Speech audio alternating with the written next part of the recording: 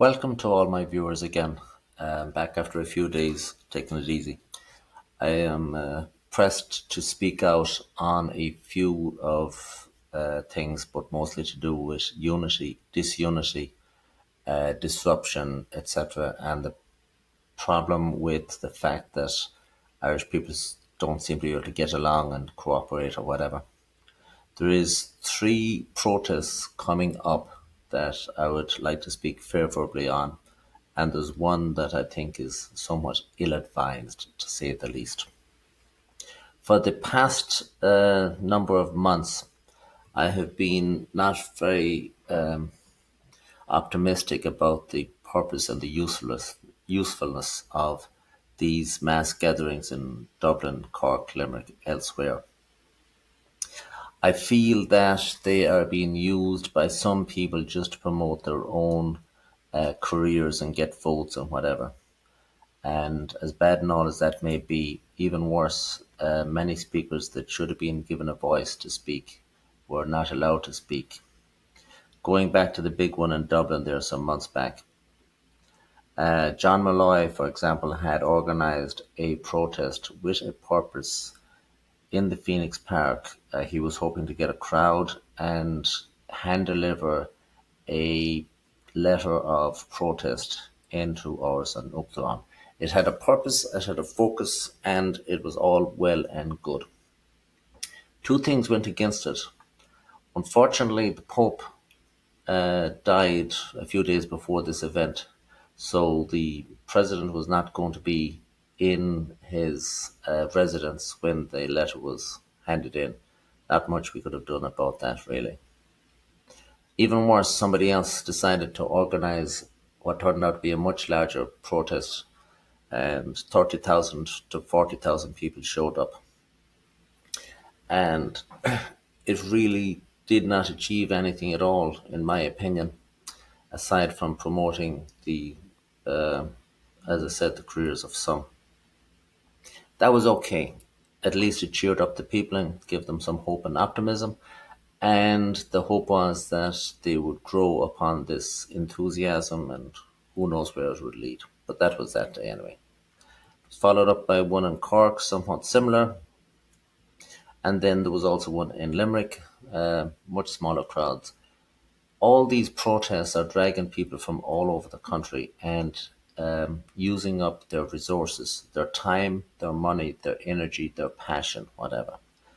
Protests should be just kept to the local area. So you go down to your local area, put in your appearance, try to influence and change the minds and opinions of the people living in that area, your neighbours, etc. And it will actually achieve something beneficial and concrete. I also believe, of course, that these protests should not be just going down to the town square. They should actually go by the offices of the elected officials to bring the message quite clearly to them that the neighbours, their voters, actually mean business, and we are demanding that we should be heard. Now, having said all that, there are three protests coming up here in the next few days that most certainly are an exception to this rule. The first one is a protest that has sprung up basically overnight in reaction to what many would consider an outrage that people of a different faith, hostile to Christianity, are holding a protest or march beginning at what to some is the most symbolic building in this country, Ireland, that is, the GPO, and then they're going to march off someplace else. So this protest, I have no idea who's organising this protest because it's a grassroots protest and maybe nobody's organising it, but there's going to be a protest anyway.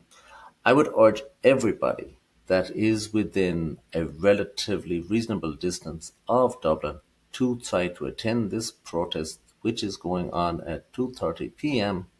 on July the 4th.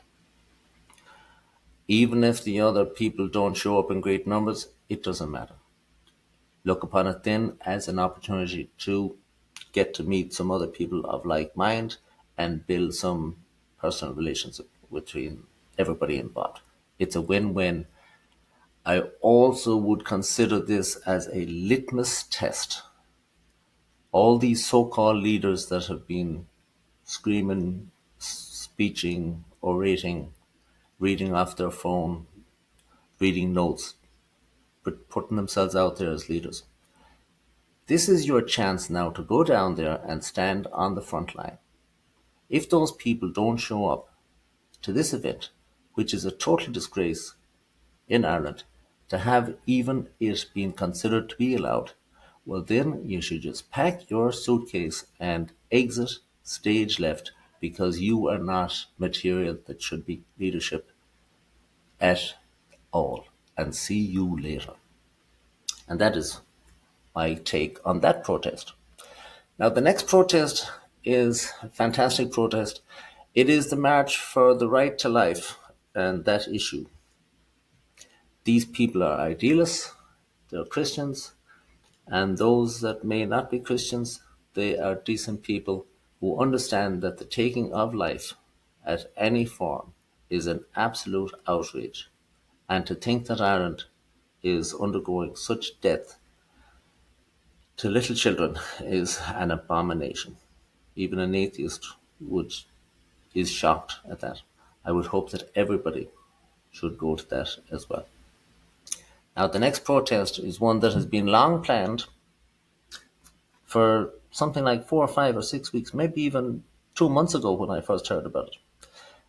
Again, this fellow from Donegal, John Molloy, he has decided that he's going to do a camp in outside Leinster House over one night, which is 2 days, one night. It's going to be July the 16th into the 17th. The objective is, very simply, to highlight the plight of the 16,000 homeless people in Ireland that are getting absolutely zero assistance whatsoever, while everybody else from God only knows where is put up in five-star hotels. I see fellows back there in Ireland now with their little camera. They'll walk into hostels and little restaurants and hotels, and they will see these people eating the finest of food. And then they'll walk out the door and they'll see an Irish fellow sitting on the sidewalk with his cup out, begging for a bite to eat. That is the focus of John Molloy's march. It is to be highly commended, in my opinion. And this man, John Molloy, has broken his back, as far as I can see and as far as I know, to try to get a crowd, any crowd at all, to go down and focus and actually do something, again, concrete, and see where it goes from there.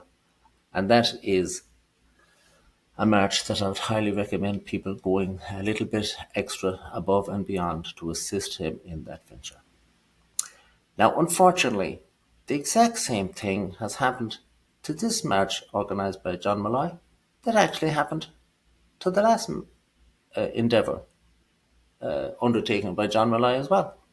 Sure enough, somebody has organised a clone, basically, of his plan. This lady has decided to have a march on July the 8th, of Tuesday, I think it is, whatever day it is. It doesn't make any difference what day. It's not a Saturday, it's not the day that the foreign people of the other religion are gathering. It's not any day at all. It's just, I don't know why that day was picked. But anyway, that day was picked. Meet at the GPO, march to the door, and then, of course, have an absolutely absurd request, which has zero chance of actually happening, and that is to allow 100 nationalists to enter the Dáil to make speeches.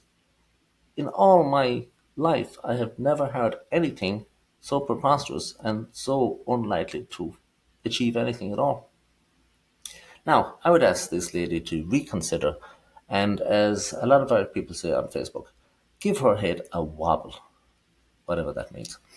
And instead, why not just do what she's always saying and what all the others are saying as well? Why don't we unite? Well, this is the chance for her to unite with John Molloy and have a focused protest on July the 16th into the 17th. And that is my common sense view of this situation. Thank you very much for watching.